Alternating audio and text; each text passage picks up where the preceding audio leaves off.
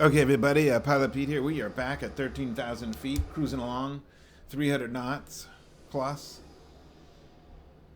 on the way to Latrobe, Pennsylvania. Let's go and start our descent. We have to cross this next fix, Ikagi, at 4,200. So we're going to dial in 4,200 in the ASL, 4,200, and we're just going to go to vertical speed and start knocking it down. And once you do this, you'll see a little banana come out. Hopefully here the range arc will show our descent spot. If it's activated, there it is. So we want to adjust our vertical speed to match where we want to be at that time. Now I've descent a little too steep, so we can back it off slightly. You'll see this move out more towards the range arc there, towards that spot. Okay, as we descend as well, we have to plan our speed. We have to be at 250 knots at 10,000, so probably have to start slowing down now. So let's just spin this back to 250. Actually, I'll keep it at 300 for now. I don't want to slow down too soon. I hate slowing down jets too soon, obviously.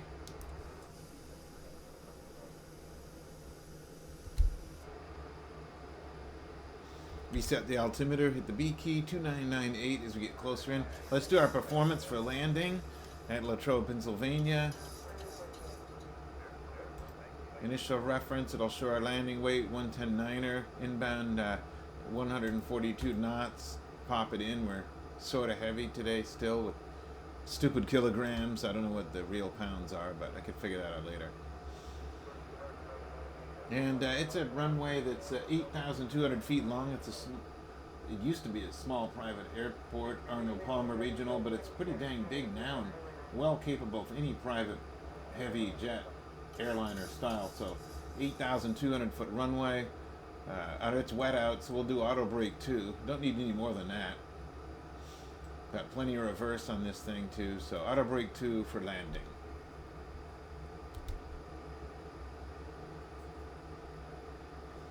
Absolutely looks beautiful.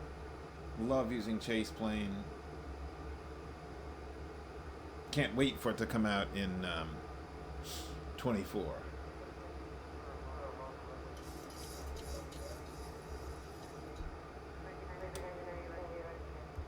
And as you can see, there's nothing wrong with the clouds in Flightsim 2020. I think in some ways they look better than 24 clouds. Not sure why, but they just do.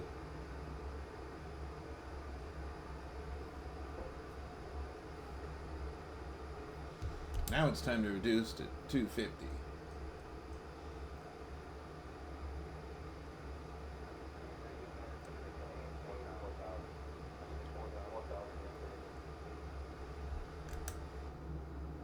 With the shiny polished chrome engine lip, I love it how people do liveries the right way, make them clean and shiny and chromed up, because if you're flying a private jet, it's going to look like this.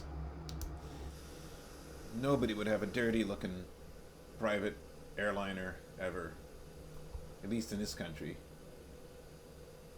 Looks great.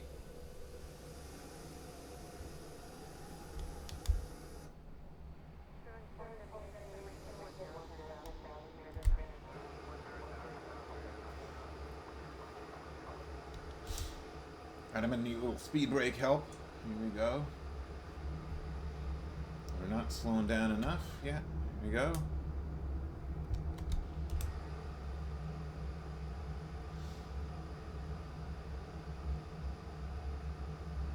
It's supposed to do a holding pattern on the entry. I don't waste time doing that. It might be cool to look at, but you guys are...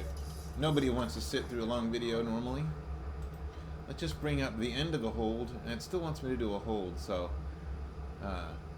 I'm not going to do that yet. Let's just get rid of that for a minute. I want to go to Zinta. Into Zinta, 4,000. Bang, Zinta on the approach. 3,900, we'll cross Zinta.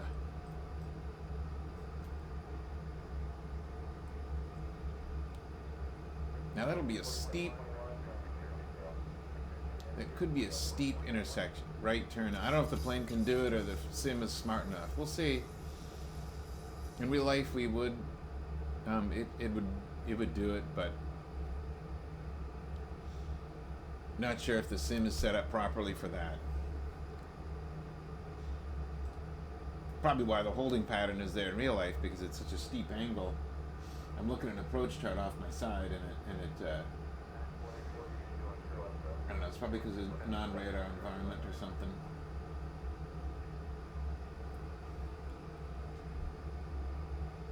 Right about to enter the clouds. It's warm out. TAT is -4. Well, you know, that's almost, it is in the range, so let's get some engine heat on then. Wing anti-ice. There we go for engine anti-ice. Boom, boom. Not going to worry about the wing heats right now.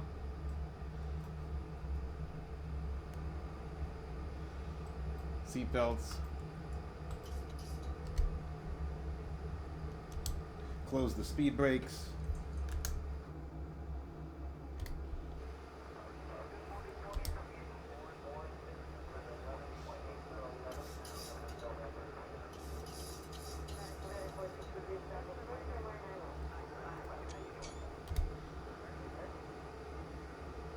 Alright, we got to start slowing a little bit more here. We can't go honking in this fast. So 200 in the next segment.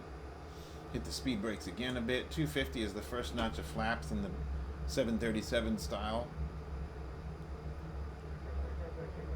26 miles at the first point, so I don't need to go too much slower than 250 yet.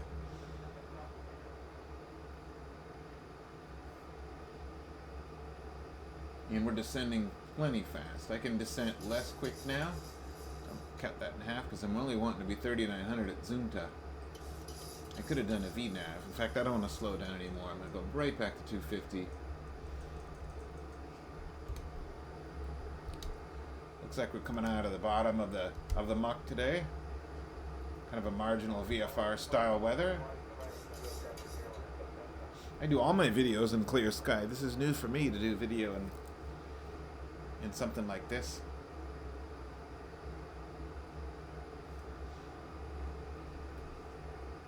Flight director was off on my side, I don't know why, and over here as well.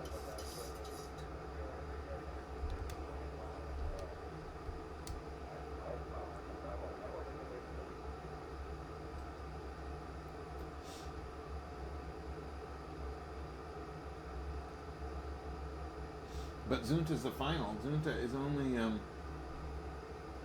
8-mile final roughly, so we want to be fully configured when we cross that, so we have to plan ahead. 20 miles to go. We'll start slowing in a minute.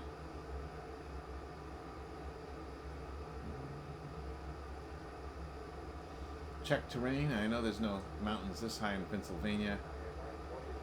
And we're good on the terrain over there. Alright, that's good. Terrain off.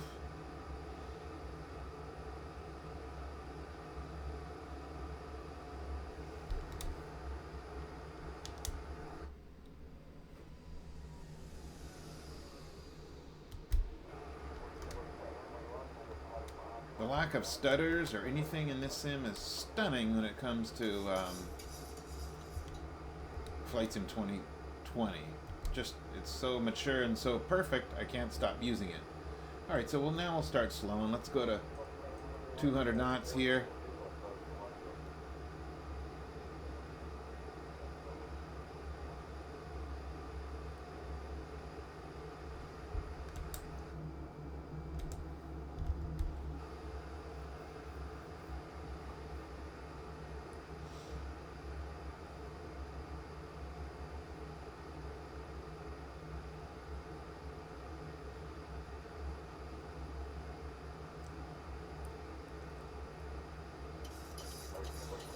Alright, flaps 1. It'll bring out the slats, see them come out. There they go. The IFLY Max is great. I have no complaints about it at all. Sound pack is very nice. Everything is good. It seems to fly very well. So, you know, is it what you could expect that PMDG would be like? Well, I think they'll do better. They would do better when they finally come out with one. But until then, this is just a fabulous product. Very well performing. No slowdowns. I mean, I'm running at 89 frame gen, 89 FPS right now with everything on ultra with TAA. Alright, flaps 2. Don't need to slow down any more than this.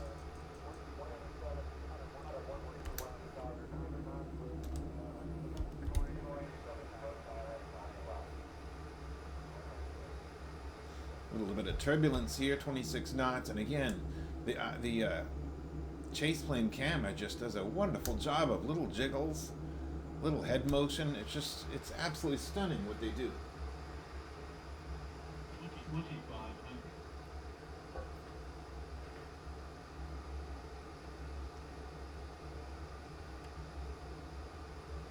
I mean, interesting to see how this airplane handles the turn early. I don't know how it's going to do it. We'll find out. I'm just going to go ahead and approach mode now. There's no reason I can't hit approach. I should be able to hit approach, and I did, so we'll see what happens. Let's go to flaps 5.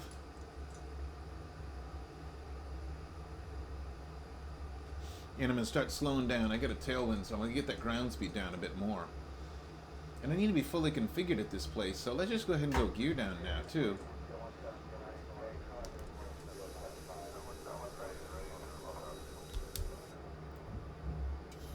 Flaps 10. I'm going to arm the speed brake for landing.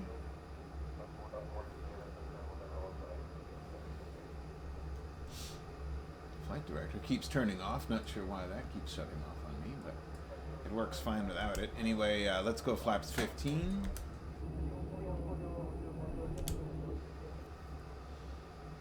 Starting the turn in just 3 miles to final, 3,900 at Junta to grab the ILS. I'm going to go just a wee under it because I'm too afraid that the aircraft isn't going to know how to, I don't know, set itself up for this.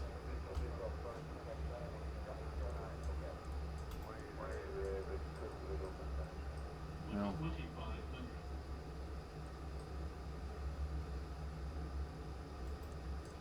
yeah, maybe it's locked in. It's not really going down right now at the moment.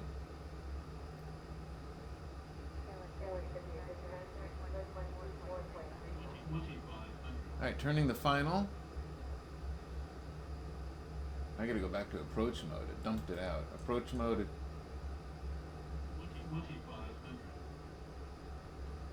Is not working. Why does this always happen to me? There's VOR and localizer are alive.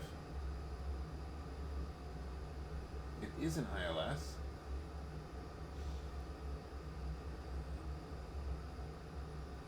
But I don't know what's wrong with approach mode. Come on. Always happens to me. Vertical, I can't seem to, it's not hitting the glide slope, so. Alright, autopilot off, hand fly then in this case. This is what we do.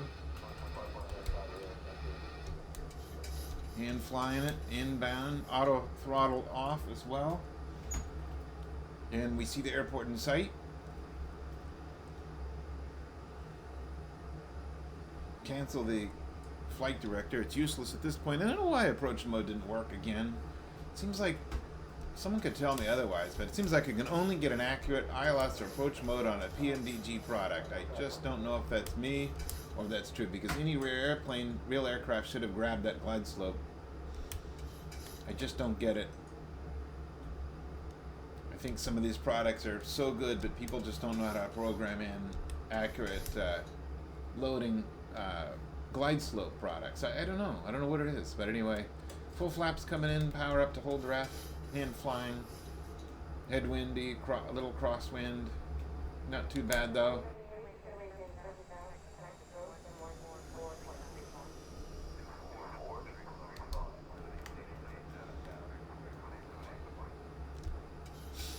Good visibility out here though. 140 knots on the ref. This thing just hand flies so beautiful, and again with the ChasePlane camera and the little subtle wiggles, it's just just amazing feeling. Looks so real, feels so real. It's the best there is. Even the scenery for 2020, I don't know, something about it just seems sharp, and it's just all there. Now once I fly 24, I still am amazed at what I see. A lot of times, like after I land here, I'll probably fly Flightsim 24 in this airport and see what it looks like for comparison, but I don't think 2020 is anywhere near getting shut off on my computer for a long time. Now we're a little bit high, I need to adjust. I can tell I'm high on the VASI glide slope just a little bit, so I'm cutting power back a bit. On a large aircraft, I'll plan to be at idle thrust at 50 feet.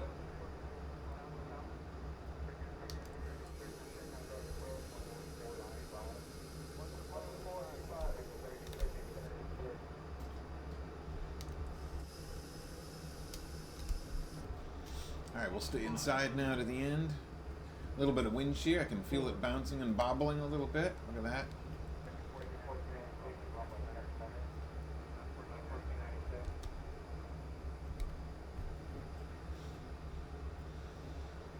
Definitely some little low-level turbulence here. Winds are gusty. I can see it on the speed gauge on the MFD. Wind speed is a little bit shaky.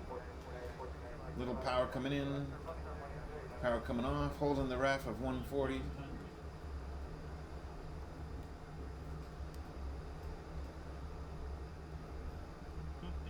$50, power off.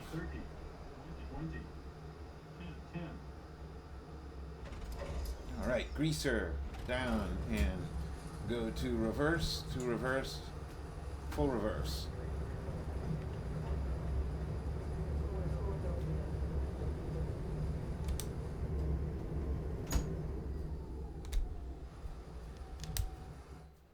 There we are. Wow, really, really neat stuff. Manual brakes.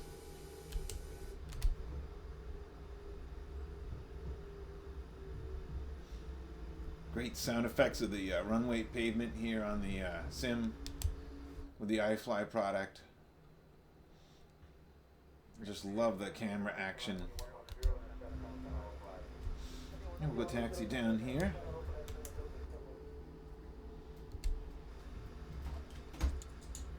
Flaps coming up.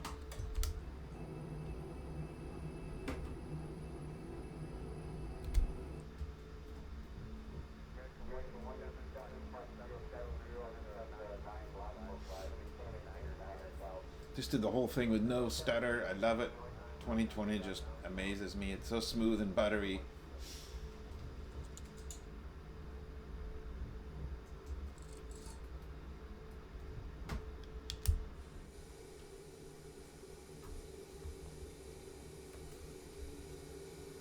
Love the camera.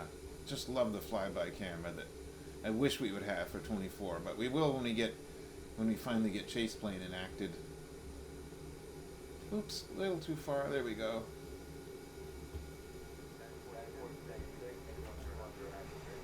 Oops, I'm still in reverse mode. Woo! Alright, here we go.